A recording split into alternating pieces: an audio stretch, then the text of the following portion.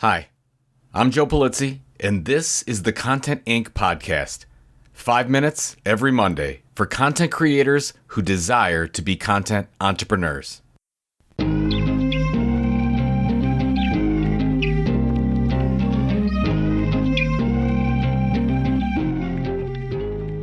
I had a friend of mine reach out to me last week about launching a new event, and they were asking about if and what they should charge for sponsorship.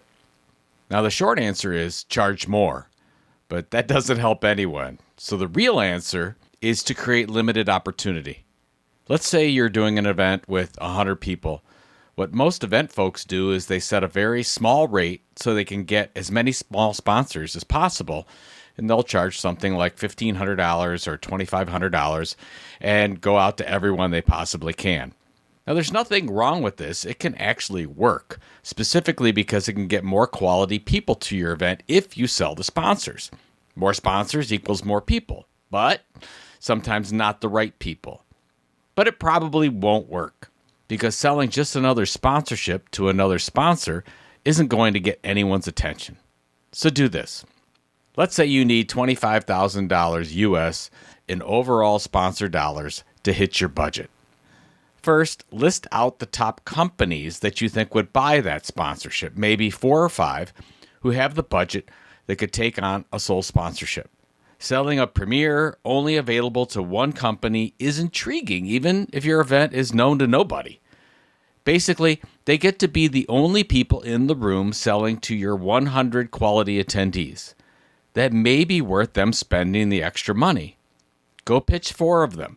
Give them a date you need to know by, and get your sole sponsorship sold. You sell it first come, first serve, which means whoever lets you know first gets the deal. I've sold this with webinars throughout the years, and it works really, really well. Okay, let's say that doesn't work.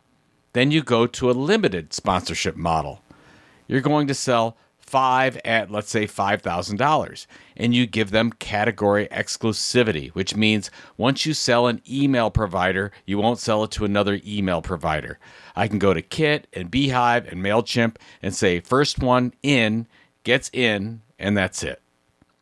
When we launched the Content Marketing Institute in 2010, we opened up only 10 sponsor slots for the entire year. I cannot tell you how much easier it was to sell the value of 10% of all of our inventory than just saying, we'll run the ad and hope for impressions and whatnot. Now, if you're selling like crazy, don't do this. What you're doing is working and keep doing it. But I know creators who have these amazing media kits for sponsored posts and for their podcasts and for their websites and for their e-newsletters, and they sell absolutely zero.